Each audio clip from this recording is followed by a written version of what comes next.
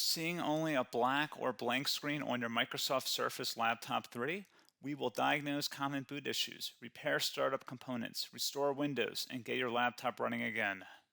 A lot of errors pertain to this problem, and we're going to go ahead and jump into what should hopefully be a pretty straightforward process, guys. And we're going to go ahead and jump right into it. First thing I'd recommend doing would be to actually go ahead and boot to the troubleshooting utility on Windows 11. So if you do a hard power off 3 times in a row, Windows should automatically attempt to launch the startup repair utility. And if it doesn't find anything, it will give you the option to select advanced settings, in which case it will take you to a screen that looks like this. Now, if it does not take you to a screen that looks like this, or you're unable to get to that, you can also download the Windows 10 Media Creation Utility, or Windows 11. They probably will make a creation utility for Windows 11 at some point. And it doesn't really matter, you can actually run the Windows 10 utility on Windows 11 as far as I'm aware. And you should be able to run the troubleshooting utilities built in within it. So you just would go ahead and download it to an ISO file and then burn it to a DVD or USB. It'd have to be about 4 gigabytes or more. It couldn't be a small USB flash drive, and it couldn't be a CD. It'd have to be a DVD. And then you boot your computer from it. So depending on the computer manufacturer, you'd have to tap a different key on your keyboard in order to launch that menu, in order to select what boot drive you want to go off of. So it could be anything between the escape key, F2, F8, F12, for example, and those are the function keys on the top of your keyboard. So you may have to just do a little bit of trial and error. Shouldn't take you more than a couple minutes. Googling it would probably be best before you even begin. But anyway, we're ready to go ahead and jump right into it. So we're on the choose an option page. So these will look very similar whether you're booting from it directly within Windows itself, or if you're plugged in a USB flash drive with the media creation utility installed and you selected the recovery option. So when you are setting up your Windows 11 installation or Windows 10, depending on the drive you're using, there should be an option to repair your computer in the bottom left corner of the dialog window, one of the first screens that comes up. You go ahead and select that, and then it would take you to a troubleshooting screen like you see here. And you want to go ahead and select troubleshoot, reset your PC, or see advanced options. And then there are going to be a whole bunch of options in here that we're going to explore in today's video. The first one, we're going to actually go underneath advanced options and then select startup repair, fix problems that keep Windows from loading. So go ahead and select that first.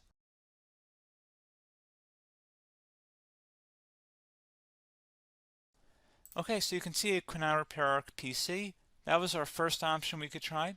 Something else, if we go back into advanced options here and then select troubleshoot, we're going to go underneath advanced options again. You can go ahead and actually access safe mode by selecting startup settings. And then if you select the restart button, you have the option on the screen select safe mode with networking, which will give you a key on the screen. It'll tell you which key to press to enter that. I believe it's the F7 key. It'll do that for you. I'm not going to go over that in today's tutorial because I don't really want to go into safe mode, but you're more than welcome to attempt that by going into here and then selecting restart. Again, it'll launch another screen. It'll say what key do you want to press, and it'll give you like 7 or 8 different options, and you want to select safe mode with networking. There's also an option for a command prompt too, but that's going to be something we're going to cover later in this video, and we don't even have to go through that in order to access it. So that's why I'm not going to really push for that, because unless you know exactly what's causing the problem, you probably don't need to go into safe mode. Unless you're trying to recover files, in which case then you definitely can go into safe mode, but we're trying to actually recover our computer here. So I hope that makes sense. Something else we can also try here as well would be to uninstall updates, remove recently installed quality or feature updates from Windows. So if you go ahead and select that, you can uninstall the latest quality updates, which generally is the more day-to-day updates. Feature updates are the less regularly released ones, like the big ones. I would equate it to service packs in like Windows 7 and Windows Vista and Windows XP. So larger updates that occur once or twice a year at most. And the quality updates are more just a regular update. So probably obviously depend, it'll take longer if you're going to try and uninstall the latest feature update versus quality update. And maybe you don't need to go back that far. So just giving you guys a couple of pointers with that. Something else you can also look at here, and we're going to jump into the command prompt in a little bit, but you can select System Restore, which will use a restore point recorded on your PC to restore Windows. And this is something I would highly recommend here, guys. So select Next.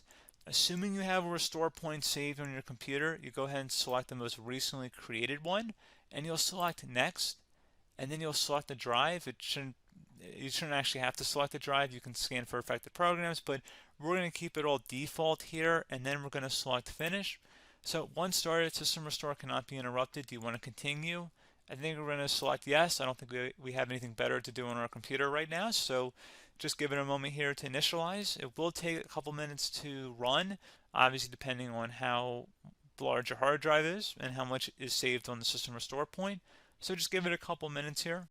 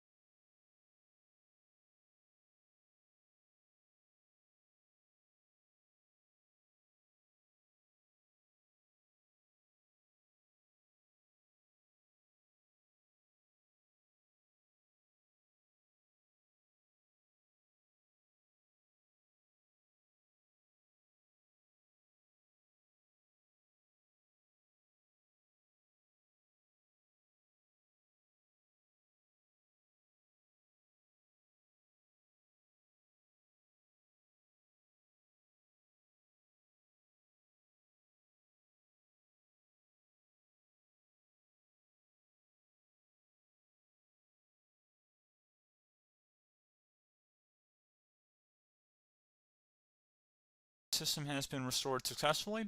We're going to go over a couple different methods in addition to that if that did not work. So I'm just going to pause the video and we're going to start back on the recovery screen that we started with.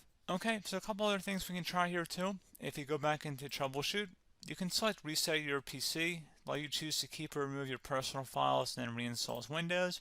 You can select to keep my files, which will remove apps and settings but keeps your personal files. You can also select remove everything, which will remove all of your personal files, apps, and settings. So this is more of a factory reset, the second option here. First option, it should not delete all of your personal files. However, it will pretty much clear most of your programs, and keep in mind, there's no guarantee that your information, number one, is even still available and easily recoverable on your computer to the point that you actually would be able to recover anything. And the second point is that there's always a chance that it won't actually recover and it will just do a factory reset anyway. So there's no guarantee that actually would keep your files anyway. So I would recommend trying to get a recovery tool and backing that up first before selecting it anyway. But again, those are a couple different options. And then something else you can try here if you go back to the choose an option. Another option, if you go underneath choose an option and select troubleshoot, advanced options, and now select where it says command prompt. Okay, so the first thing we should do is type our main hard drive here. In most cases, it should be the C drive. So you just do a C colon and then hit enter on your keyboard. So once you're underneath the C drive, we're going to type in dir and then hit enter on your keyboard. It should have program files, users, and Windows all in there. That's how you know you're in the right directory.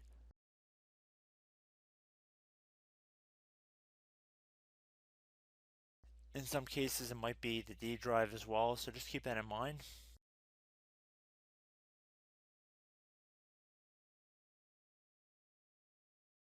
Next thing we're going to do is type in cd space / Windows / system 32 /config, and then you're going to hit enter on your keyboard.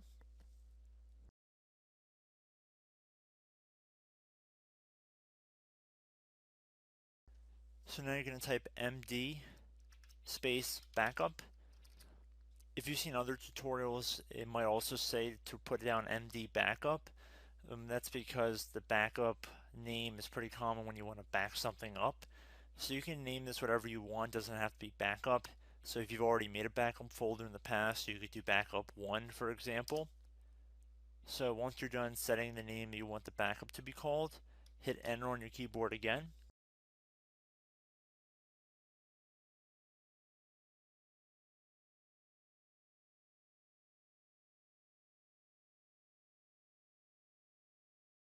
At this point, you want to type copy, C-O-P-Y, space. Then you want to do the star symbol above the 8 key. Then do a period or a dot, whatever you want to call it. Then another star sign, and then another space, and then type backup. And then hit enter on your keyboard.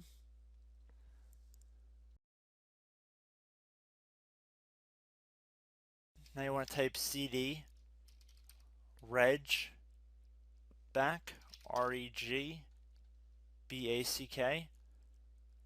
and then hit enter on your keyboard. So now that we are under the reg back, so now you want to type dir again, and then hit enter.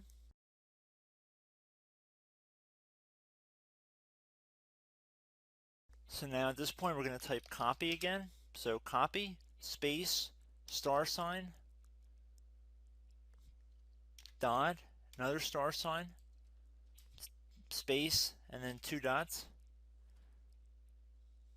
So we're going to type copy, space, star sign, dot, sign, star sign, dot, dot, and then hit enter on your keyboard again. So for overwrite, you want to overwrite all. So type A on your keyboard, so capital A, and then hit enter on your keyboard.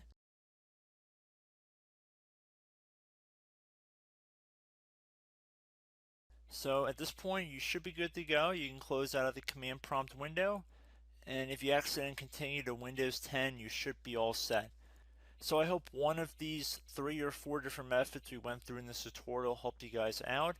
Again, I'm not sure if you guys heard me earlier, but try to go back into your safe mode if possible and uninstall any programs you know might be conflicting with the Windows startup if you can get into safe mode. So just keep that in mind. Something very simple like that could be blocking up everything. So again, I hope this tutorial helped you guys out, and I will catch you in the next tutorial. Goodbye.